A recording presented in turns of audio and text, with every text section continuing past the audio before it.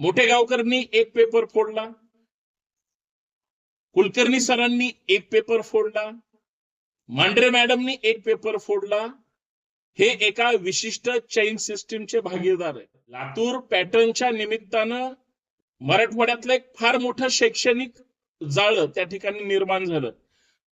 खाजगी क्लासेसवाल्यांनी तिथं धंदा केला, पण लातूर पॅटर्न हा खाजगी क्लासेसची मक्तेदारी नाही. लातूरमध्ये अशी काही महाविद्यालय आहेत, आयुष्यभर शिक्षकांनी जे काही पगार मिळतो त्याच्यातच ज्ञानदान करण्याचं काम केलं, दर्जेदार पिढी घडवली. शेवटी मांजराचं पाणी. म्हणून मोठेगावकरची संपत्ती सगळी जप्त झाली पाहिजे. त्याची जी मालमत्ता आहे ती बुलडोझरने पाडली पाहिजे. त्याचं कारण आहे, जेवढे बोगस डॉक्टर आज महाराष्ट्रामध्ये लोकांच्या जीव घेण्याचा हा सगळा खेळखंडोबा करतात, मोठेगावकर सारख्या भ्रष्ट आणि हलकट माणसाच्या घाणेरड्या या सगळ्या गोष्टी 20 मुलांच्या हितासाठी बाकीच्या हजारो करोडो मुलांच्या स्वप्नांचा चुरणा करण्याचं काम मोठेगावकर सारख्या दलालांनी केलं. पद्धतीचे घोटाळे, पेपर लीक होतात, पण त्यांच्यावर कारवाई होत नाही. या सगळ्या खाजगी क्लासेस वाल्यांवर सरकार विशेष लक्ष ठेवणार का? आणि यांच्या सगळ्या प्रॉपर्टीवर बुलडोझर फिरणार का? मोठेगावकर सारखे किंवा हे जे एज्युकेशन सिस्टीम मध्ये घुसलेले जे दलाल आहेत ते 2 दिवस अगोदर पेपर कसा लीक करतात? मोठेगावकरच्या क्लासमध्ये असणारी मुलं यांच्याकडे 1 दिवस अगोदर म्हणजे बघा 134 प्रश्न फोडले. मित्रांनो नमस्कार,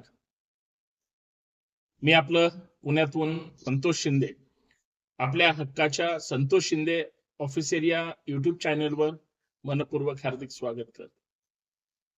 नीट परीक्षेतील घोटाळ्याबद्दल चर्चा करणार आहे सगळी मंडळी. मग मोठेगावकर असेल, कुलकर्णी असेल किंवा मांढरे मॅडम असतील, या सगळ्यांचा त्यांनी ज्या काही प्रश्नपत्रिकेचा घोटाळा केला त्याच्याबद्दल बोलतात. पण मी याच बरोबर एक वेगळा मुद्दा सुद्धा सांगणार आहे की खाजगी क्लासेस वाल्यांची कशी मोनोपॉली आहे, कसं विद्यार्थ्यांना आणि पालकांना आर्थिक दृष्ट्या लुटतात आणि कशा पद्धतीनं यांचं प्रत्येक शहरामध्ये एक रॅकेट ठरलेलं आहे, ज्या खाजगी क्लासेसच्या माध्यमातून लातूर असेल, पुणे असेल, संभाजीनगर असेल, मुंबई असेल, ठाणे असेल, कुठलंही शहर, महाराष्ट्राचा कुठलाही कोपरा जिथं एज्युकेशन बद्दल एक व्यावसायिक दृष्टिकोन ठेवून त्या ठिकाणी विद्यार्थ्यांची आणि पालकांची लूट केली जाते. अर्थात लहान मुला मुलींच्या, तर 10वीची मुलं म्हणजे लहानच मुलं मुली, म्हणजे ते त्यांच्या करिअरच्या दृष्टिकोनातून काहीतरी आपल्याला आयुष्यात करायचं या दृष्टिकोनातून प्रयत्न करतात. मी आता 5 दिवस मराठवाड्यात होतो. ग्रामीण भागात इतकं सुंदर आणि स्वतःच्या कष्टानं मिळवलेलं टॅलेंट आहे मुलांमध्ये. म्हणजे 10वीच्या मुलांचा निकाल लागला म्हणजे 90, 95, 98% मुलांना मार्क्स पडली, ही कुठलेही क्लासेस न लावता. मात्र आता इथं मी लातूर पॅटर्नचा उल्लेख करेल. लातूर पॅटर्नच्या निमित्तानं मराठवाड्यातलं एक फार मोठं शैक्षणिक जाळं त्या ठिकाणी निर्माण झालं. खाजगी क्लासेस वाल्यांनी तिथं धंदा केला, पण लातूर पॅटर्न हा खाजगी क्लासेसची मक्तेदारी नाही. शाहू कॉलेज असेल, दयानंद कॉलेज असेल, इतर कॉलेजच्या तिथल्या शिक्षकांच्या अत्यंत सुंदर अभ्यासपूर्ण शिकवण्यामुळं आणि त्या महाविद्यालयांच्या वेगळ्या महाविद्यालयांच्या 2च नाही तर लातूरमध्ये अशी काही महाविद्यालय आहेत, आयुष्यभर शिक्षकांनी जे काही पगार मिळतो त्याच्यातच ज्ञानदान करण्याचं काम केलं, दर्जेदार पिढी घडवली. शेवटी मांजराचं पाणी.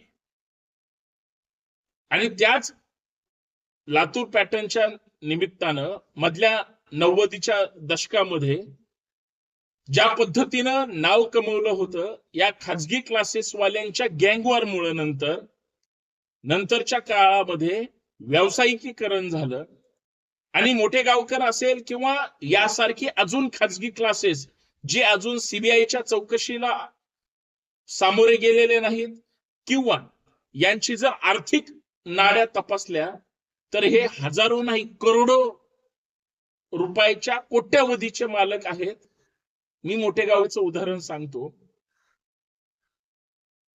मोठेगावकरांनी एक पेपर फोडला, कुलकर्णी सरांनी एक पेपर फोडला, मांढरे मॅडमनी एक पेपर फोडला. हे एका विशिष्ट चैन सिस्टीमचे भागीदार आहेत. हे फक्त महाराष्ट्रात घडलंय का? नाही, महाराष्ट्राच्या बाहेर सुद्धा घडलंय. मोठेगावकरच्या क्लासेसमध्ये जे विद्यार्थी ऍडमिशन घेतात 10-20% श्रीमंताची मुलं आणि सर्वसामान्यांची, जे की यांच्या वर्तमानपत्राच्या पूर्ण पान जाहिराती, बघा आमचं मेरिट कसं आहे, खोट्या जाहिराती, भूलतापाला बळी पाडणाऱ्या जाहिराती, 20 मुलांचे फोटो असतात. त्या 20 मुलांच्या हितासाठी बाकीच्या हजारो करोडो मुलांच्या स्वप्नांचा चुरणा करण्याचं काम मोठेगावकर सारख्या दलालांनी केलं. लातूर पॅटर्न बदनाम झालं नाही, लातूर बदनाम झालं. आणि लातूरमुळं लातूर पॅटर्न चांगल्या शिक्षकांच्या ज्ञानदानाच्या या आत्ताच्या खाजगी क्लासेसच्या आणि त्यांच्या दलालांच्या घाणेरड्या प्रकारामुळं तो लातूर पॅटर्न बदनाम झाला. म्हणजे मला काय म्हणायचंय की सर्वसामान्य मुलांच्या शिक्षणाचं वाटोळं केलं कारण त्यांचा स्कोअर नाही. आणि मी ज्या काही आता गोष्टी सांगणार आहे, काही महत्वाचे पॉइंट्स, तुम्हाला धक्का बसेल. मोठेगावकर सारखे किंवा हे जे एज्युकेशन सिस्टीम मध्ये घुसलेले जे दलाल आहेत ते 2 दिवस अगोदर पेपर कसा लीक करतात. मोठेगावकरच्या क्लासमध्ये असणारी मुलं यांच्याकडे 1 दिवस अगोदर, म्हणजे बघा 134 प्रश्न फोडले, म्हणजे 100च्या वर प्रश्न फोडल्यानंतर आणि त्या मुलांना 1 दिवस अगोदर जर प्रश्न सगळे मिळाले आणि हे मुलं सांगतात मुलांची कुजबूज आहे, हा काय चमत्कार आहे. हे पेपर कोणाला मिळतात? समजा लातूर आणि लातूर परिसरात जे डॉक्टर्स आहेत त्यांचा मुलगा म्हणजे एखादं गंड अंड असतं किंवा एखादं म्हणजे बाप चांगला असतो पण पोरगा अत्यंत बालिश असतो किंवा विरुद्ध टोकाचा असतो, अशा डॉक्टरच्या मुलाला डॉक्टरच करायचं आणि दवाखान्यात बसवायचं आणि आपल्या बोर्डवर आपला पिढीजात व्यवसाय दाखवायचा म्हणून मोठेगावकर सारख्याला विकत घेतलं जातं. 28 लाख रुपये एका प्रश्नपत्रिकेची किंमत आहे. ही काय मोठी गोष्ट नाही. ते डॉक्टर अख्खी नीट ची परीक्षा सगळी सेट करतात आणि त्याच्यामध्ये आपल्या आपल्या मुलाला सेट करतात, डॉक्टर करतात. याच मोठेगावकरनी तिथं फार मोठं आता मेडिकल कॉलेज सुद्धा लातूरमध्ये काढलेलं आहे. त्याची इमारतीचं काम सुरू आहे. त्याच्या अगोदर एक पार्श्वभूमी सांगतो. म्हणजे जसं मी आता मगाशी सांगितल्यासारखं परीक्षेच्या अगोदर त्याच्या विद्यार्थ्याची मोठेगावकर जे मॉक टेस्ट घेतो हे सगळे नीट मध्ये प्रश्न फोडलेले असतात कारण त्यांच्या बापानी मोठेगावकरचे ते पैसे दिलेले असतात. आता जी उर्वरित मुलं तिथं क्लासेसमध्ये प्रवेश घेतात, तुम्हाला अजून एक भयानक लातूर मधलं किंवा पुण्यामध्ये सगळीकडं या सगळ्यांचं एक दुसरं रॅकेट आहे. ते म्हणजे मुलाला तिथं ऍडमिशन घेतलं म्हणजे हॉस्टेलला त्या ठिकाणी जॉईन करावं लागतं. बरं, या सगळ्यांची ऍडमिशन हे साध्या महाविद्यालयात त्या ठिकाणी घेतलेले असतात, ज्याचा अर्थ ते डमी असं म्हटलं तरी हरकत नाही. आता ही जी मुलं मोठेगावकरकडे शिक्षणाला येतात किंवा त्या क्लासेसला येतात, मोठेगावकर त्यांच्याकडून काय 1 लाख 2 लाख 1.5 लाख 2.5 लाख फीस घेतो. ती मुलं जिथं राहतात ती सुद्धा इमारत यांचीच असते, यांचेच लागे बंदी असतात. तो सुद्धा पैसा हॉस्टेलचा मोठेगावकरच्याच खिशात येतो. मोठेगावकर विद्यार्थ्यांना दुसऱ्या ठिकाणी जाऊ देत नाही. चव्हाण नावाच्या काही वर्षापूर्वी याच मोठेगावकरनी हत्या घडवलेली आहे हे उभ्या लातूरला माहिती आहे. आणि त्याच्यानंतर आणि त्याच्या अगोदर सुद्धा क्लासेस विरोधात बरंच गँगवॉर लातूरमध्ये झालंय. मी त्या सगळ्या गोष्टीचा अभ्यास आणि माहिती करून आलो. आणि मला आपल्या तिथल्या काही लोकांनी सांगितली सुद्धा, तिथल्या लोकांमध्ये कुजबूज आहे, पण सीबीआय सगळ्या लोकांची चौकशी नाही करू शकत.